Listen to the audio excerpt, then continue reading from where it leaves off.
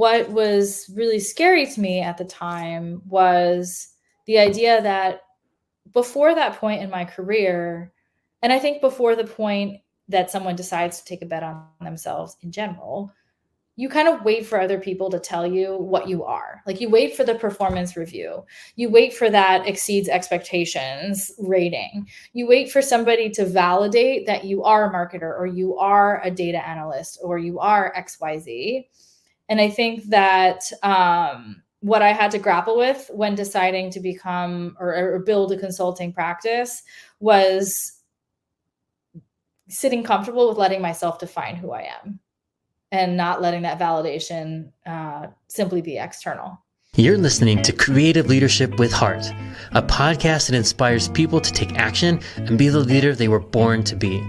I'm Coach Rico, and I'm known for coaching and training executives, leaders, founders, and high performers at Fortune 100 businesses, startups, and more. I'm here to answer your questions about leadership and personal development while also asking you questions that can unlock your untapped potential.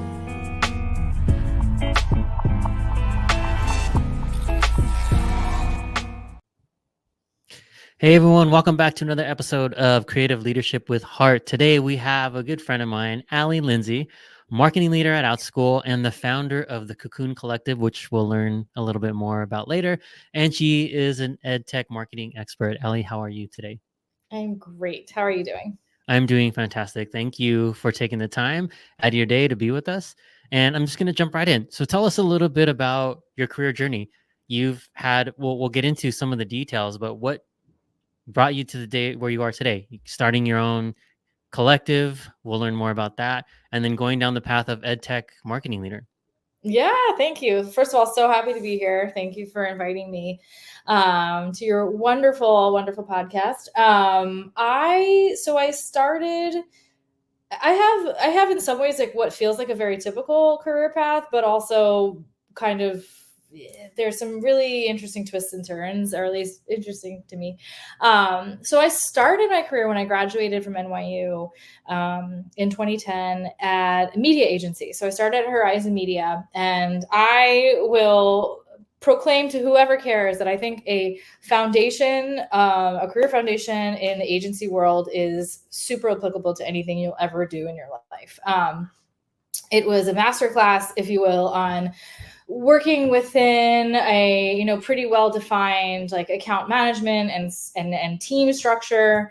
I learned pretty much every foundation you need to know about like data and analytics, and also understood what some of the biggest brands that we all know and hopefully love are up to. So I started in direct response TV as a media planner, which was a very analytical role. Direct response TV, I don't even know if agencies use that delineation anymore, but it was a pretty, lower funnel way of thinking about television. So any ad that had a call to action, we had really cool ways of analyzing web traffic and looking at the cost per lead or cost per whatever metric the company was targeting. And then from there at the agency, I moved into consumer insights, which is where I spent a lot of my time. And then because of that work, it meant that I not only was kind of brought into brands across the board. So I worked on like Geico, Capital One, United, really big canonical kind of brands. I was also pretty much involved in every new business pitch at the agency. And I leaned really into multicultural consumer insights and helped brands think about how to reach consumers who didn't define or were not within the sort of traditional confines of how a lot of agencies thought about demographics and reach. So from there, I realized like the big sort of agency world was not right for me. And I, long story short, ended up as the first or second hire for a school network, a startup school network based in Silicon Valley and New York and then Northern Virginia. So in my tenure there as what was the first admission director for the one school in New York, and then grew to become the marketing I think I was a VP or senior director, managing director, something like that. I essentially, over the course of the 4 years that I was there, built out a full marketing team that functioned as a sort of internal agency to support the launch and scaling of what was 5 schools over my tenure there. It was super fun. I can tell you more about that. But it was a total startup. Like I was like making IKEA furniture on my first day. But then also was able to do some really cool stuff with marketing because I was like the marketing person. So no one was capping me in terms of what I could test and play with. And then after that, I jumped to GEMS, which is the largest operator of K-12 schools globally. And I was on their US and LATAM expansion team. And then I was left that role to like based on a kind of handshake agreement to be the essentially like a CMO role or like a marketing leadership role for a different school network based in Latin America. And then the pandemic happened. And I decided to make some lemons out of lemonade and started consulting. And that was how the Cocoon Collective was born.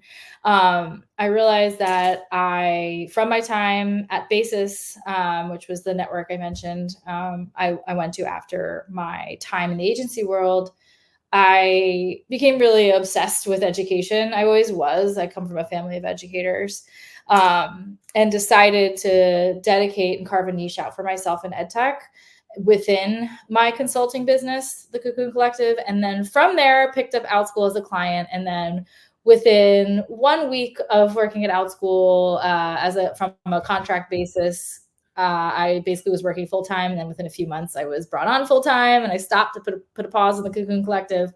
And here I am 4 years later. Nice. So much I want to ask. I was taking notes because I want to ask a lot of things in there. That was a very long, long and winding road.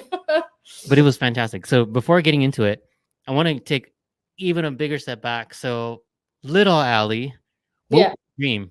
Like, why'd you pick NYU? Like, what was the dream? What did you want to do? Oh, wow. Okay. I know the answer to this. Yeah, But the listeners don't. Becoming a different podcast, Rico. Little Allie wanted to be an actress and a singer, and got really close, which again is a story for another podcast. Today, Allie still sings and indulges in creative pursuits outside of work. But yeah, that's what little Allie wanted to do, and that was the motivator behind NYU. Yeah. So I was gonna say, what did you major in NYU? Yeah. Was it a dual? What did you go to school for? Yeah, so NYU is interesting as a school because you maybe this is different now, but you have to apply to a specific school. Like you can't go and then double major in like business and musical theater. That would be amazing, but you can't. Amazing for someone like me. I was a pretty high achieving student. And so I felt like my chances of getting into NYU, which ultimately was what I wanted above anything else, were better if I took more academic route. So that's what I did. I didn't actually apply to the performing arts school at NYU. I had the ulterior motive of transferring in. But then I started kind of compiling my course of study, which was technically, I guess, Spanish language and literature as a major, and then 2 concentrations, which are like a step above minors at NYU in child development and business. And so that's because the next question is, you said you had a family of educators. So I'd like to hear a little bit more about that. But then what was it about EdTech that made you say, like, this is a niche I want to be in, and this is the space I want to build my career around, at least at that time? Okay, so I'm gonna answer the second question first, if that's okay. So because there was a really distinct moment when I decided I leaned into EdTech, and that was February 2020, when the world was, or March 2020, when the world was sort of crumbling and the future was extremely uncertain. I decided I wanted to cross the chasm into EdTech because I want to stay in education. I am a mission driven person in terms of how I want to be spending my time, and Right. which is a sort of crux of the Cocoon Collective, and knew that the in-person heavy hard work of building schools from the ground up was really in question. Like the idea of building school in a brick and mortar, or having school happen within the four walls of the building, was thrown completely into question. And I saw a lot of opportunity to expand not just like my own fulfillment and curiosities through EdTech and like learning about functioning in a sort of more tech forward environment, which was, ostensibly new to me before OutSchool. But I also felt like it was a way to scale and reach more people, meaning reach more kids. Mm-hmm. Yeah, and Yeah. at the time, really needed it, right? With all the distance learning and just Yeah. inability, like the school's lack of ability to pivot so quickly to an Mhm. online education environment. Yeah, my experience in education in general, which is getting a little bit at your first question, like why education is um, basis, and the institutions that I worked for were really considered and very much are kind of these like trailblazing programs. They are fast moving, innovative in a landscape that is pretty slow moving. Like if you talk to people in the public K-12 sphere, my mother was one of them. To get back to the question about, my family of educators, brick and mortar education and the sort of systems that support it and are intertwined with it is a slow moving beast. Mm-hmm. And in some ways that's good. And in many ways, I think it's really detrimental to students and learning. And so I saw, I felt, even though I was part of a faster moving, innovative force within brick and mortar education in my career, I still felt like we can move faster from a tech forward lens on thinking about learning. Yeah, absolutely. And I witnessed it in my time at OutSchool too, where to your point, I think the good things about it moving slow is it was set up for a reason, and you don't want sometimes to disrupt kids in their education process so Mm-hmm. quickly. But Yeah. that same vehicle that creates the consistency also makes it hard to change and evolve with technology Yeah. and theories and new forms of education, even new topics of education and new Oh yeah. curriculum. Like to get that into schools takes years and years of bureaucracy, politics, and all kinds of things like that. Mm-hmm. So I have a Yeah. question for you then Sure. off that, because that gives us a little bit of idea. So how do you feel about that, and how did you navigate that? Because you're at OutSchool for quite a while, and so I know you weren't on the policy side, but how Mhm. do you talk about and tell stories about a product that is trying to push education forward? That is a really good question. One of the things, I actually happen to have it right in front of me. Hilarious. I swear I didn't plan this.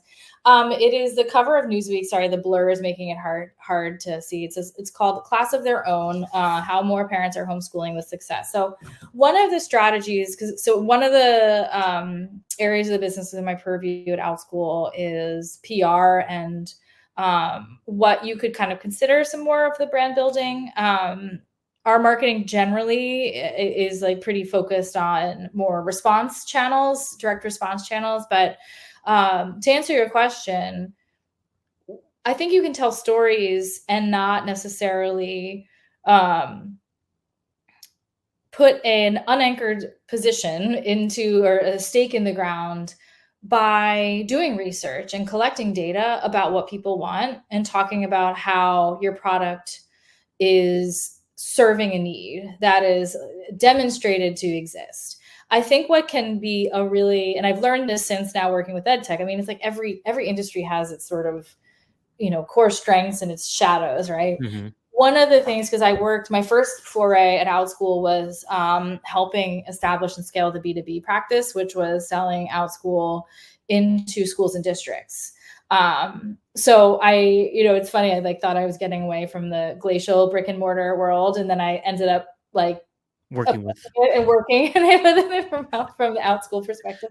But one of the things I remember sitting with a district leader at a conference I was at, and they were essentially saying that so many leaders in brick and mortar education are very skeptical of the promises of these EdTech companies. For a couple of reasons. One, and this is the point regarding how you can kind of talk about addressing a need or positioning your product within a community. Like, they're a solution in search of a problem. And if they only talked to more educators and really thought about how to empathize with leaders in the brick and mortar space, like the actual practitioners who are dealing with kids on a day-to-day basis, they would rethink how they go to market and how they position their products. So there are some companies that I think are doing an incredibly good job with B2B selling into schools and districts, but by and large, I think you win by being very data-driven, listening to people, and letting the data almost, and the case studies, if you will, speak for themselves versus shoving an idea down somebody's throat who doesn't really want to listen to you to begin with. Yeah. I mean, anyone who is in a industry that has to work, and this doesn't have to just apply to EdTech. I think this applies to any industry, especially ones that have to deal with maybe government entities. But then, just like what you said, I think this is a good statement for any marketing business. Is like, are you a solution shopping for a problem to fix? Because if that's the case, you don't have product market fit. You need to go back to the drawing board and relook at what you're actually building. What is the problem you solve, not what's the solution for a problem you have to find. This is where, if I may transition to talking a little bit about the benefit of consultants. Yes. I, not just trying to, talk about my own consulting, but I think it is human nature, and it is incredibly challenging when you are so deeply embedded in a product to truly be able to think and see completely clearly. I think that consultants and user empathy interviews, talking to people who are not just your immediate team or your, product org or whatever, people at your company, are how you avoid the trap. One of the ways you can really avoid the trap of being a solution looking for a problem. I think that it's so helpful to have third parties to bounce ideas off of, to help you come up with a framework for thinking about evaluating product market fit. That was one of the things that I still think of to this day as one of the more rewarding aspects of my time at Outschool. It's ironic because it ended up leading to Outschool deciding not to pursue B2B anymore. But we went through a pretty rigorous exercise of really evaluating product market fit for the B2B business in a post-pandemic world. And it was incredibly illuminating to talk to people and hear what the challenges are with remote learning in districts and what it is that educators really need right now. And so I think that absolutely does cross. It's a sort of business truism, right? That you should always be thinking about what your customers need and not what you can offer them. Mm-hmm. So thank you for transitioning this, because I want to talk the meat of the reason why, kind of the theme that we want to talk about is building a consulting practice, because there's a lot of people that I've been talking to, coaching, and working with who've either made a decision to leave their current company because for whatever reason, family, toxic environments or whatever, or unfortunately been victim of layoffs that have been happening across all industries, not just tech, mostly tech, but across all industries. Yeah. So can you tell us a little bit about how you went about, how you thought about it, and how you actually decided and put into process the steps to start your own consulting practice? Yes. I mean, the short answer is I made lemonade out of lemons of that handshake agreement to start a new school network. that, ended up falling through because of the pandemic, I decided I was going to take a bet on myself. And the prospect of like going back to the job market when everyone was on furlough. Remember those early days? Everybody was like furloughed. I was like, okay, I don't even think it's worth trying to get a job right now. Like, I don't think that I can do this. And so I sat down, in addition to sort of making that intentional foray into EdTech, I sat down and I decided, I thought about how can I carve a niche for myself? How can I do what I'm really passionate about? Like, how can I work on fun projects and feel good about them? So that's kind of how I started thinking about the Cocoon Collective. And, I think that what was really scary to me at the time was the idea that before that point in my career, and I think before the point that someone decides to take a bet on themselves in general, you kind of wait for other people to tell you what you are. Like, you wait for the performance review. You wait for that exceeds expectations rating. You wait for somebody to validate that you are a marketer, or you are a data analyst, or you are XYZ.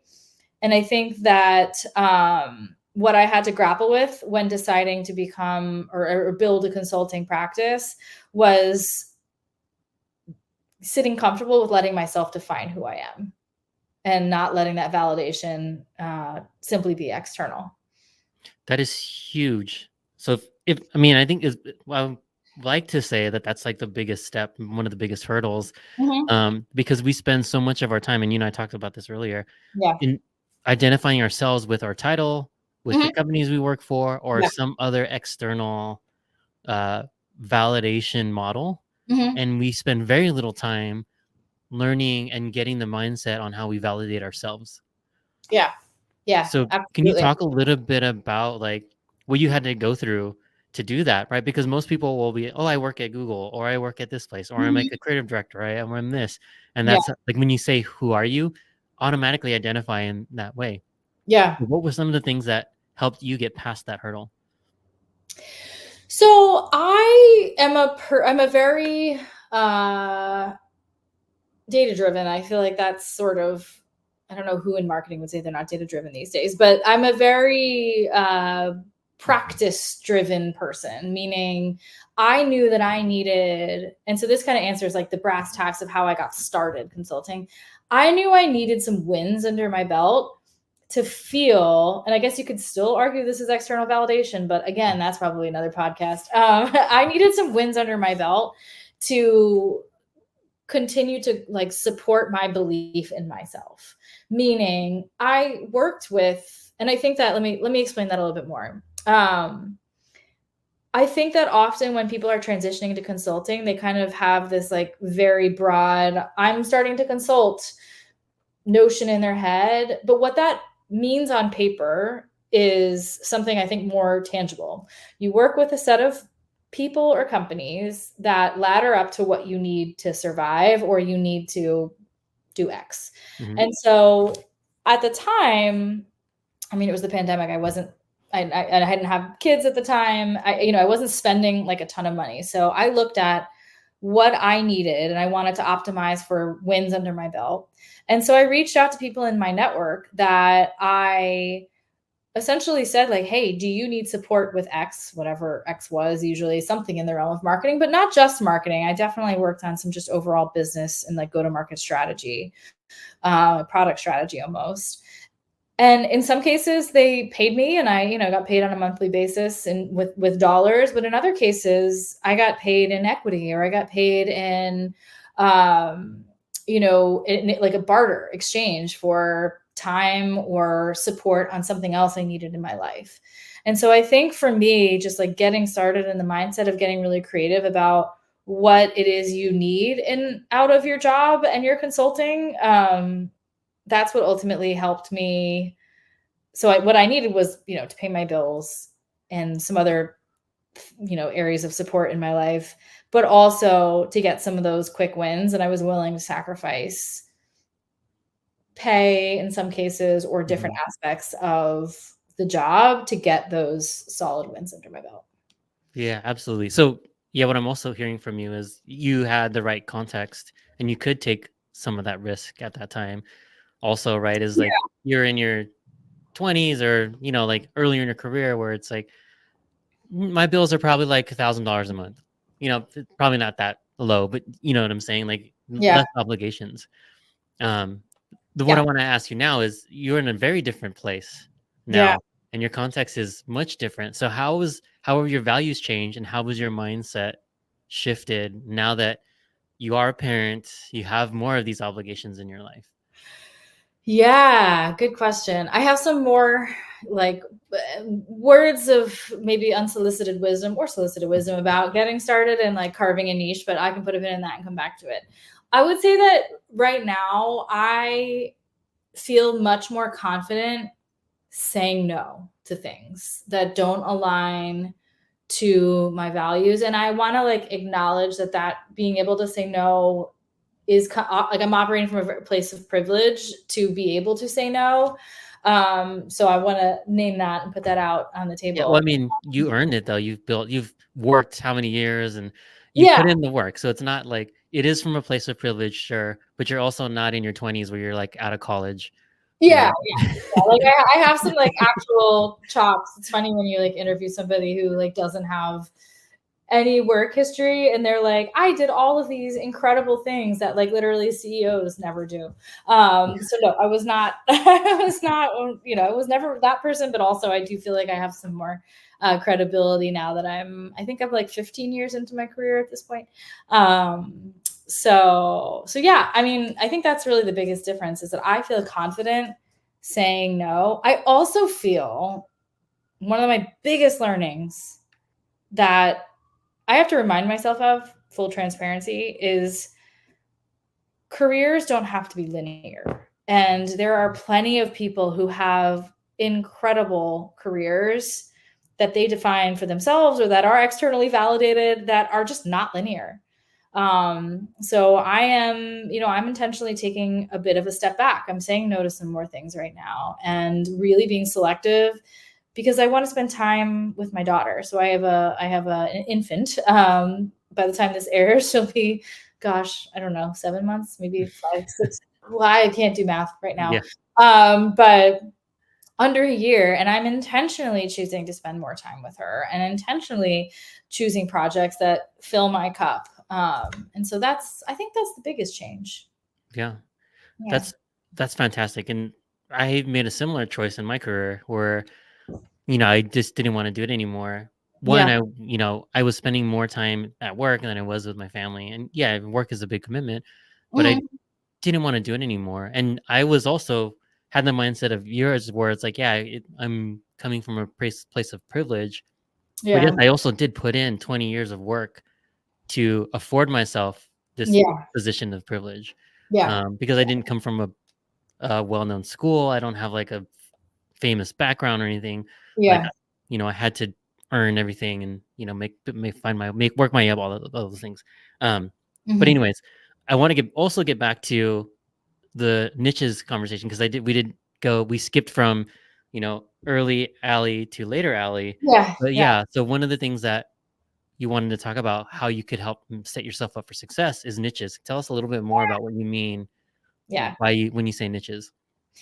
Yeah, so I'm a marketer, so this comes from a place of, products positioning, if you will, services positioning.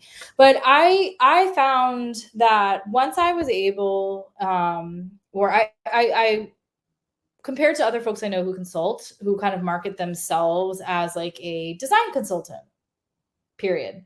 Um, One could be like, what does that mean? I intentionally chose to carve out a niche for myself and establish myself and the Cocoon Collective. I will explain the difference in a minute. As working on brands and products and services that have a mission orientation. So I wasn't just working, and I haven't just worked with EdTech companies. That's the majority of who I've worked with, but generally speaking, like mission driven or mission inspired startups. And so I found that by carving a niche, like one client was more easily able to lead to another because I was starting to collect a portfolio of companies that were similar. not necessarily competitors, but were adjacent and had a lot of industry context, because industry context I think is really helpful when you're pitching yourself as a consultant. So to go back to the like design consultant period example, I think that it's a much better opportunity for folks to think about like a land and expand. So start with a niche and then expand out into other adjacent industries or adjacent spaces once they have some momentum within the niche. So it would be the example of being design consultant period to being a design consultant rooted in or like focused on marketplaces or XYZ. Maybe I'm not going to make an example, but I think that the more consultants can think about marketing themselves, what does marketing require? Usually some level of specificity, right? Think about your audience and think about what you can offer them. Or what I should, going back to my earlier point of what their problems are and how you can help solve them. So that's, I think, like one really critical decision I made early in my building of the Cocoon Collective. I will also explain the Cocoon Collective versus just Allie, the consultant. By and large, my projects I've worked on by myself. There have been a few where I have brought in other folks to solve a problem, and it was like easier for me to subcontract or bring someone in to contract for the organization that could help bolster the project. Like, for example, I am not a designer. I think I'm like a designer's worst nightmare because I think I can do design, but I like really can't. And so when a project has entailed like some sort of a beautiful deliverable, like a final product, and there hasn't been a designer on the team, I've brought them on. So the Cocoon Collective is my aspirational vision for what my consulting is in some ways already. But it's a way to talk about my work that is not just you're getting Allie a consultant, but you're getting Allie in her brain and a group of people that can help solve a lot of different problems. Yeah, that's fantastic. It's good that you distinguished those things. Because it might have even been, I think when we were talking about it before, Cocoon Collective was just you. Yeah. But then you started to bring on folks as scope started to grow. Mm-hmm. But I wanted to go back and reiterate the importance of finding that niche and being specific about the audience that you serve. Yeah. And I usually say this a lot. I brought this over with me to OutSchool also, and this thing I used to always teach people is if you market yourself just like as a consultant, that's like screaming into the Grand Canyon and hoping the people hiking around will hear you, right? And it's like, there's probably a lot of people in the Grand Canyon, but it's the Grand Canyon. Who's going to really hear you? Yeah. And I compare that to if you said you are a UX design consultant, that's like going into a UX bar and being like, hey, I'm a UX design consultant. Yeah, maybe there's only 25 people in this bar, but they're highly qualified. They're more likely to buy what it is you're selling because they are there for a reason, right? So if that helps illustrate the point of what Allie was saying is niche down to where you feel the most comfortable. You also build credibility also, and you get some experience under your belt, and then you can go into adjacent industries. Like I helped a production company do this. They were very well established in the spirits and alcohol spirits distillery business, and I helped them expand into like dispensaries and cannabis, right? Because that's like an adjacent market that's very similar, but like, and you're not having to like completely remove yourself and go from like drink like alcohol to like education. Like that's a stretch. But if you go from like alcohol to cannabis, that's very related. Totally. Yeah, I love that. And I think that for those listening who've done hiring, like I think that imagine receiving a resume or a creds deck for a consultant or a portfolio, if you will, that has like a total potpourri of experience. Then that person has a lot of breadth, but they don't have necessarily a lot of depth in the industry. And I think the reason you hire a consultant is because they can also, sure, you want somebody who can do the thing you're looking for, whether, that has the tangible UX design skill, to use your example, Rico, but also can help you see around just corners and has experience with other folks in your industry. And I think that goes to like, that's true with hiring, but I think it's also true with when somebody's looking for a consultant. Absolutely. I want to be mindful of time because we've talked about a lot of great stuff. But now, getting into some of the advice stages, the first one is knowing what you know now. What advice would you give your younger self? Oh, don't take things so seriously. I'm still giving that to my current self, just to be totally transparent. I'm a passionate person. It's like hard to swallow that piece of advice. But what I said earlier, I think, is so comforting, which is that good careers, great careers are not linear, and that progress is not linear, and that it's like so hard to shed societal notions of what success looks like and work every day to try to shed those. Yeah, the question I'll always ask for that is, how do you know you're not successful? And then what would it feel like when you are? So, at the risk of being, Pollyanna, but maybe I'm just a little more sensitive because I just had a kid. But if I wake up every day and I'm doing something instead of hanging out with my kid and not enjoying what I'm doing instead of hanging out with my kid, that's failure. Could not agree more. Next question is this. Some people look at this as their award moment, but I'm all about mentors and coaches. I would not be where I am without a lot of people that played huge roles in my life. Mm-hmm. What role did mentors and coaches play in your life? Is there anyone you want to credit or shout out? Oh, so many. I mean, honestly, I think Outschool opened the doors so much for me in terms of access to truly incredible people managers, empathetic leaders. I mean, I would shout you out, Rico. I worked with you, and you were an incredible force for good at Outschool and continue to be a credible force for good. For those who've come and gone from that company in particular, but just any path that or anyone whose path you cross. The other person I will say has been a consistent sounding board for me is Jivan Balani. I don't know if I can like put him on blast or give you his his LinkedIn information, but I will never forget when I started working with him. I was honestly kind of scared because he had such strong growth experience, and he was a consultant at Outschool, and so it was like brought in to kind of on paper essentially like evaluate my B2B marketing work and figure out like in my mind what I was like doing wrong. But that's like not at all what happened. What he did was come in and help me tell the story of what was happening in my work and what I was seeing in the market, and was just the most incredible thought partner, and has been a thought partner to me at every turn. I mean, that was like 3 years ago at this point. At every turn in my career, he's been there, and just a really thoughtful sounding board.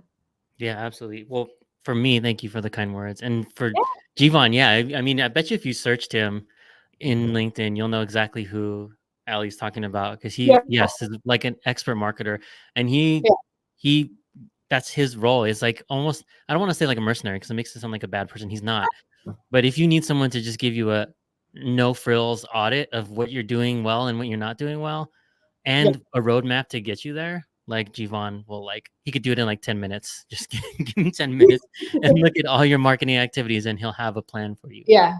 And he also, like, what I think it's so great about what I think is a key ingredient in good mentorship, which he also embodies, and I think you embody as well, Rico, is like idea democracy. Is that the right way of putting it? Which is that good ideas and smart people and smart ideas can come from any corner of any organization and should be taken seriously. Like, I never once felt embarrassed or afraid of sharing what maybe was like a crazy idea with you or with any of the mentors that I've worked with. Like I felt like I was always taken really seriously, and I think that's key for mentorship. Absolutely.